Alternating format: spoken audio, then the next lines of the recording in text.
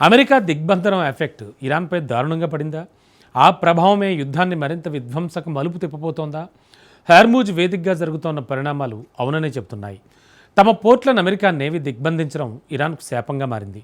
భారీ ఎత్తున ఉత్పత్తి చేసిన చమురును ఎగుమతి చేయలేక, నిల్వ చేసుకోలేక ఉక్కిరిబిక్కిరి అవుతోంది ఆ దేశం. ఈ క్రమంలోనే ఇరాన్ గేమ్ ముగిసిందని ట్రంప్ ప్రకటించాడు. ఇప్పటికైనా అణు ఒప్పందానికి రావాల్సిందే అంటూ వార్నింగ్ కూడా ఇచ్చాడు. కానీ ఇరాన్ మాత్రం అసలు సిసలు ఆట ఇప్పుడే మొదలైంది అంటోంది. పోర్ట్ల దిగ్బంధం ఆపకపోతే విధ్వంసం తప్పదని హెచ్చరిస్తోంది. ఇంతకు హార్మూజ్ స్ట్రైట్ కేరాఫ్గా అమెరికా దిగ్బంధన వ్యూహం నిజంగా వర్కౌట్ అవుతోందా? ట్రంప్ చెప్పినట్లు ఇరాన్ ఆట ముగిసిందా, లేక మరో విధ్వంసానికి రంగం సిద్ధమైందా? Was this?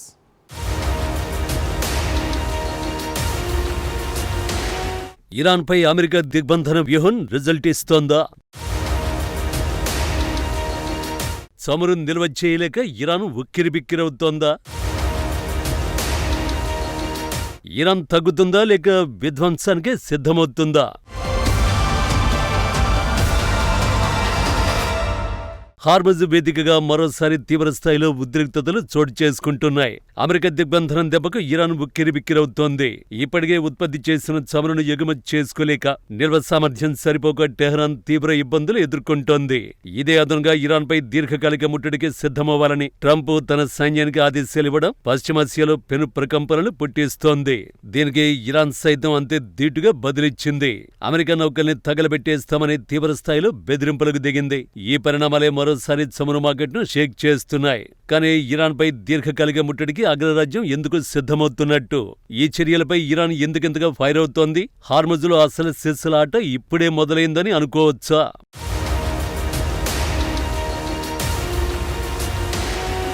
అమెరికాతో యుద్ధంలో ఇరాన్ ఒక్కటంటే ఒక్కసారి కూడా వెనకడుగు వేయలేదు. ట్రంప్ ప్రభుత్వమే చర్చలకు పిలుపునిచ్చిన మా డిమాండ్లకు ఒప్పుకుంటేనే చర్చలకు వస్తామని కొండ బద్దలు కొట్టేసింది. న్యూక్లియర్ ప్రోగ్రామును వదులుకోబోమని, హార్ముజ్ పై పట్టు విడిచిపెట్టేది లేదని, ఆఖరికి యుద్ధం కారణంగా జరిగిన నష్టాలని మీరే భర్తీ చేయాలని తేల్చి చెప్పేసింది. కానీ ఇప్పుడు సీన్ మారింది. ఇరాన్ ప్రస్తుతం డిమాండింగ్ పొజిషన్ లో లేదు, కమాండింగ్ సీన్ అస్సలే లేదు. ఎందుకంటే అమెరికా దిగ్బంధన వ్యూహం టెహ్రాన్ ను ఉక్కిరిబిక్కిరి చేస్తోంది. అమెరికా నేవీ దిగ్బంధనం కారణంగా హార్ముజ్ జలసంధి ద్వారా చమురు రవాణా పూర్తిగా నిలిచిపోవడంతో ఇరాన్ పరిస్థితి క్లిష్టంగా మారింది. అమెరికా కొనసాగిస్తున్న దిగ్బంధనం వల్ల చమురును విదేశాలకు ఎగుమతి చేయలేకపోతోంది. దీంతో బయటకు తీసిన చమురంతా దేశంలోని స్టోరేజ్ ట్యాంకుల్లో, భారీ చమురు నౌకల్లో నిల్వ చేయాల్సిన పరిస్థితి. ఇదే కొనసాగితే రానున్న రోజుల్లో ఆ దేశానికి తీవ్ర నష్టం వాటిల్లుతుందని నిపుణులు హెచ్చరిస్తున్నారు. ఇప్పటికే దిగ్బంధన ప్రభావంతో ఇరాన్ భారీగా నష్టపోతోంది.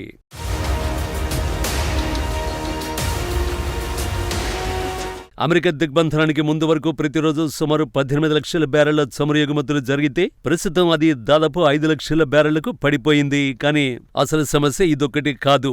ఇరాన్ ముందు ఇంతకు మించిన మరో సవాలుంది. అదే చమురు నిల్వ సామర్థ్యం. పరిశోధన సంస్థ కెప్లర్ నివేదిక ప్రకారం ఇరాన్ వద్ద కేవలం 12 నుండి 20 రోజుల నిల్వ సామర్థ్యం మాత్రమే మిగిలి ఉంది. ఇది బలవంతపు ఉత్పత్తి నిలిపివేత ప్రమాదాన్ని పెంచుతోంది. పెరుగుతున్న చమురు నిల్వల సంక్షోభాన్ని ఎదుర్కోవడానికి ఇరాన్ 30 ఏళ్ల నాటి చమురు ట్యాంకర్ నాషాను కూడా పునరుద్ధరించింది.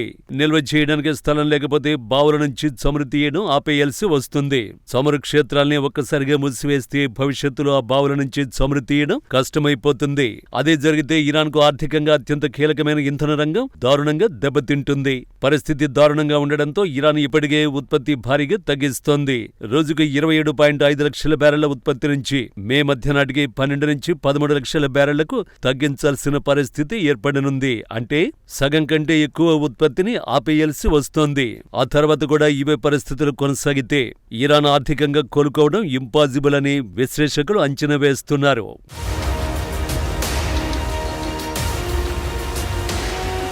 నిజానికి ఇరాన్ చమురు నిల్వలు ఇప్పటికే గరిష్ట స్థాయికి చేరాయి. సుమారు 190 మిలియన్ బ్యారెళ్లు ఓడల్లోనే ఉన్నాయి. ఇరాన్ చరిత్రలో ఇంత భారీ మొత్తంలో చమురు ఎప్పుడూ సముద్రంపై నిలిచిపోలేదు. ఎగుమతి పరిమితులు పెరుగుతున్న నేపథ్యంలో ఇరాన్ రైలు మార్గం ద్వారా చైనాకు చమురు రవాణాను మళ్లించడానికి ప్రయత్నిస్తోందని వాల్ స్ట్రీట్ జర్నల్ నివేదించింది. టెహ్రాన్ను, యువుషియన్ వంటి చైనీస్ నగరాలకు రైలు లింకులు కలుపుతాయి. కానీ ఈ ప్రయాణానికి వారాల సమయం పడుతుంది. ఇదే సమయంలో ట్యాంకర్ ద్వారా రవాణా చేయడం కంటే రైలు రవాణా చాలా ఖర్చుతో కూడుకున్న ఉన్న వ్యవహారం. ముఖ్యంగా ఇరాన్ చమురుకు ప్రధాన కొనుగోలుదారులుగా ఉన్న చైనాలోని టీ పాట్స్ గా పిలిచే చిన్న రిఫైనరీలకు ఇది పెనుభారమే. ఫలితంగా రైలు మార్గానికి మారడం అనేది ఒక ఆచరణాత్మక ప్రత్యామ్నాయం కంటే ఇరాన్ చమురు ఎగుమతి వ్యవస్థలో ఉన్న ఒత్తిడికి సంకేతంగా కనిపిస్తోందని వాల్ స్ట్రీట్ జర్నల్ పేర్కొంది. ఈ పరిణామాలనే అమెరికా తమకు అనుకూలంగా మలుచుకోవాలని చూస్తోంది. ఆర్థికంగా ఒత్తిడి పెంచి ఇరాన్ను అణు ఒప్పందం దిశగా అడుగులేసేలా చేయాలనేది ట్రంప్ ప్లాన్. అందులో భాగంగానే ఇరాన్పై దీర్ఘకాలిక ముట్టడికి సిద్ధమవ్వాలని ట్రంప్ తన సైన్యానికి ఆదేశాలిచ్చినట్టు కనిపిస్తోంది.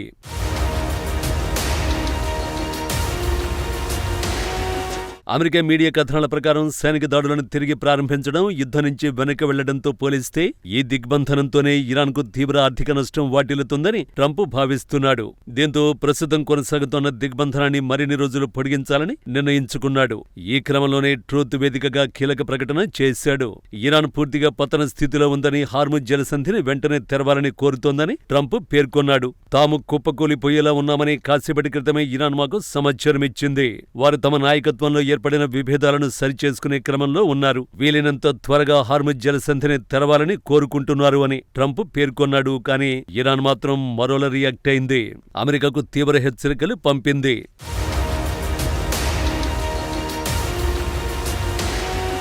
ఇస్లామిక్ రెవల్యూషనరీ గార్డ్ కోర్ అమెరికాకు గట్టి హెచ్చరికలు చేసింది. యుఎస్ తిరిగి సైనిక చర్యలకు దిగితే పరిస్థితులు చాలా దారుణంగా ఉంటాయని స్పష్టం చేసింది. ఐఆర్జీసీ నేవీకి చెందిన ఓ సీనియర్ అధికారి ఈ హెచ్చరికలు చేశాడు. అమెరికా మళ్లీ దురాక్రమణకు పాల్పడితే పశ్చిమాసియా వ్యాప్తంగా ఉన్న ఇరాన్కు అనుకూల గ్రూపులు రంగంలోకి దిగుతాయన్నారు. అమెరికాకు చెందిన భారీ నౌకల్ని సముద్రంలోనే తగలబెట్టేస్తామని వ్యాఖ్యానించారు. మరోవైపు అమెరికాతో సీజ్ ఫైర్ జరిగినా ఇప్పటికీ యుద్ధం కొనసాగుతున్నట్లే భావిస్తున్నామని ఇరాన్ ఆర్మీ ప్రతినిధి అమీర్ అక్రమినియా ప్రకటించాడు. హార్ముజ్ జలసంధి పూర్తిగా తమ సాయుధ దళాల నియంత్రణలోనే ఉందని చెప్పుకొచ్చాడు. పూతల దాడులకు దిగుతామని శత్రువులు పదే పదే బెదిరించి చివరికి వెనక్కి తగ్గారన్నారు. ఈ ప్రకటనలు చూసిన తర్వాత అమెరికా విషయంలో ఇప్పటికీ ఇరాన్ మొండితనాన్ని వీడలేదని అర్థమైపోతుంది. ఒకవేళ ఇరాన్పై దీర్ఘకాలిక ముట్టడికి అమెరికా సిద్ధమైతే టెహరాన్ కూడా ధీటుగానే బదిలిచ్చే అవకాశం లేకపోలేదు. ఇప్పటికే దిగ్బంధనం వల్ల తీవ్ర ఆగ్రహంతో ఉన్న టెహరాన్ అమెరికా నౌకలపై ఖచ్చితంగా దాడులకు దిగుతుంది. అదే జరిగితే పశ్చిమాసియా మరోసారి రణరంగంగా మారడం ఖాయం.